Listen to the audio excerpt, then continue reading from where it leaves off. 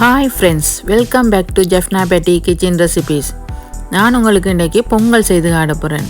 இந்த பொங்கலை நான் ஃப்ரெஷ் மில்கில் பசுப்பாலில் செய்து காட்ட போகிறேன். இது பசுப்பாலில் செய்கிற பொங்கல் வந்து வித்தியாசமான டேஸ்ட்டாக இருக்கும். இதுவரையும் இந்த சேனலை சப்ஸ்கிரைப் பண்ணாதாக்கள் சப்ஸ்கிரைப் பண்ணிவிட்டு பெல் பட்டனை அமர்த்துனீங்கன்னா நான் போடுற வீடியோக்களை உங்களுக்கு கண்டினியூவாக பார்க்கலும். ஓகே ஃப்ரெண்ட்ஸ், இப்போ வாங்க நாங்கள் இந்த பொங்கல் எப்படி செய்கிறேன்னு சொல்லி பார்ப்போம். நான் இதுக்கு 500 கிராம் சுவத்த பச்சரிசி எடுத்துருக்கிறேன். அதோட 150 கிராம் பயறு எடுத்துருக்கிறேன். இந்த அரிசியையும் பயரையும் மிக்ஸ் பண்ணி நாங்கள் முதல்ல நல்லா கழுவி எடுப்போம். பாருங்கள், இப்படி கழுவி எடுத்துகிட்டு இதை ஒரு பக்கத்தில் எடுத்து வச்சுட்டு இனி நாங்கள் ஒரு பொங்கலுக்கு பாத்திரம் கொண்டு வச்சு அதை அடுப்பில் பாத்திரம் நல்லா ஹீட் ஆகின பிறகு ஒரு மேசக்கரண்டி அளவு நெய் சேர்க்குறோம். நெய் சேர்த்தா வந்து பொங்கல் அடிப்பிடிக்காமல் இருக்கும். அந்த நெய்யை சேர்த்துட்டு இதில் 3 ஏலக்காவும் 2 கருவாப்பட்டை துண்டும் போட்டு நான் நல்லா இதில் பொரிப்போம். அப்போ அந்த வாசம் வந்து பொங்கலுக்கு நல்ல ஒரு வித்தியாசமான ஒரு வாசத்தை கொடுக்கும்.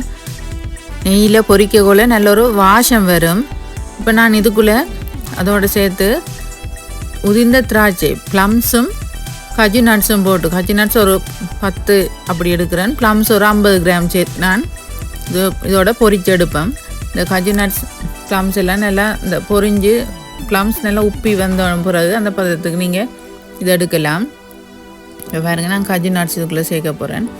அதையும் சேர்த்து நீங்கள் பொரிச்சு போட்டு இதையும் நாங்கள் வெளியில் எடுப்போம். இது கடைசியில் தான் இதை எடுத்துகிட்டு நாங்கள் பொங்கலுக்கு இது கடைசியில் சேர்க்க பொங்கலுக்கு நல்ல ஒரு டேஸ்ட் ஒன்று கிடைக்கும். பாருங்க, இப்போ இதெல்லாம் நல்லா பொரிஞ்சு வந்துட்டு இப்போ நாங்கள் இதை வெளியில் எடுப்போம். உங்களுக்கு பார்க்க விளங்கும். இது இந்த இப்படி ஒரு ப்ரௌன் கலர் வந்தோடனே நீங்கள் இதை எடுத்தீங்கன்னா சரி. இனி நான் இந்த கழுவி வச்சிருக்கிற அரிசி என்ன செய்ய போகிறேன்னு சொன்னால் இதுக்குள்ளே நான் சேர்க்க போகிறேன். இந்த பயறு அரிசியும் இதுக்குள்ளே சேர்த்துட்டு அதோடு நான் 2 கப் அளவு தண்ணி, இந்த அரிசியை விட கொஞ்சம் ஒரு மேலே வர அளவுக்கு நீங்கள் தண்ணி விட்டிங்கன்னா போதும். முதல்ல நாங்கள் இந்த அரிசியை வந்து தண்ணியில் தான் அவிக்க போகிறோம். தண்ணியில் அவிச்சிட்டு தான் பிறகு நாங்கள் இந்த பாலை விடுவோம். பாருங்க, நான் இந்த தண்ணி விடுற அளவை பார்த்தீங்கன்னா சரி. இந்த அளவுக்கு நீங்கள் இதை இன்னும் கொஞ்சம் தண்ணி சேர்க்க போகிறேன். நான் ஒரு கப் அளவு விட்டுருக்குறேன். இன்னொரு கப் அளவு தண்ணி விடுறேன். இந்த அளவு சேர்த்து நீங்கள் தண்ணி விட்டுட்டு இதை மூடி நாங்கள் அவிய விடுவோம். நான் இந்த அவிர இந்த இதுக்குள்ளே நான் இதுக்கு பேரிச்சம்பளம் சேர்க்க போகிறேன். பேரிச்சம்பளம் நான் ஒரு 200 கிராம் எடுத்து வச்சுருக்கிறேன். இந்த பேரிச்சம்பளம் எல்லாம் சீட்ஸ் எடுத்து நாங்கள் இதை நல்லா சுத்தப்படுத்தி வைப்போம். பாருங்க, இப்படி 2 துண்டா அப்படி வெட்டினா போதும். இந்த பேரிச்சம்பளம் கரைஞ்சிடும். அதெல்லாம் இப்படி 2 துண்டா வெட்டி போட்டு எடுப்போம். இப்போ பாருங்கள், இந்த பொங்கல் நல்லா கொதித்து வருது. அரிசியை பார்த்தா விளங்கும். அவிஞ்ச அளவுக்கு வந்துட்டு பயிறு நல்லா அவிஞ்சிருக்குது. நாங்கள் இதுக்குள்ளே இனி இப்படி அவிஞ்ச பதம் வந்த பிறகு இதுக்குள்ளே நான் பால் சேர்க்குறேன். நான் இதுக்கு ஹைலண்ட் ஃப்ரெஷ் மில்க் தான் சேர்க்குறேன்.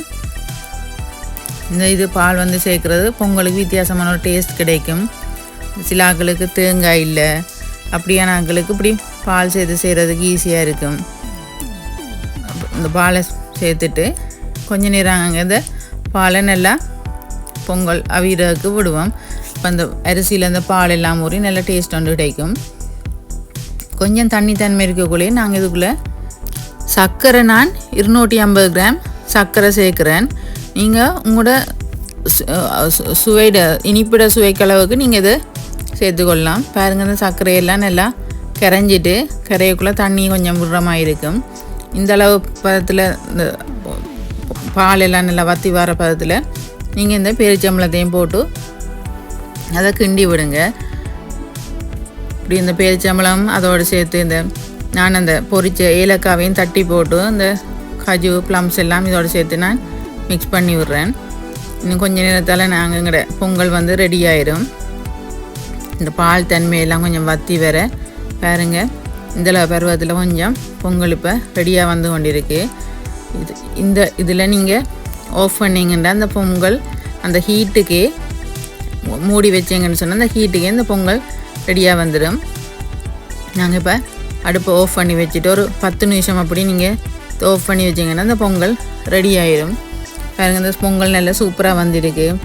நீங்களும் இப்படி இந்த முறையில் நீங்கள் பொங்கலை செய்து பாருங்கள். செய்து பார்த்துட்டு எனக்கு கண்டிப்பாக நீங்கள் எப்படி வந்திருக்கேன்னு சொல்லி மெசேஜ் பண்ணுங்கள். பாருங்கள், நல்லா சூப்பராக வந்திருக்கு. இந்த நெய்யெல்லாம் சேர்த்து பொங்கல் அடிப்பிடிக்காமல் நல்ல வாசமாக இப்போவே சாப்பிடணும் போல் இருக்குது. அந்தளவுக்கு சூப்பராக வந்திருக்குது பொங்கல். நான் இப்போ இதை டேஸ்ட் பண்ணி பார்க்க போகிறேன். இந்த வாசம், அந்த பார்க்குற அந்த கலர் எல்லாமே ஓகேயாக வந்திருக்குது. பாருங்கள், நான் கொஞ்சம் டேஸ்ட் பண்ணி பார்க்குறேன். இதை எடுத்து உண்மையிலே இந்த பொங்கல் சாப்பிட்டு பார்க்க அப்படி நல்ல டேஸ்ட்டாக இருக்குது. இனிப்பு எல்லாம் அந்த மாதிரி இருக்குது.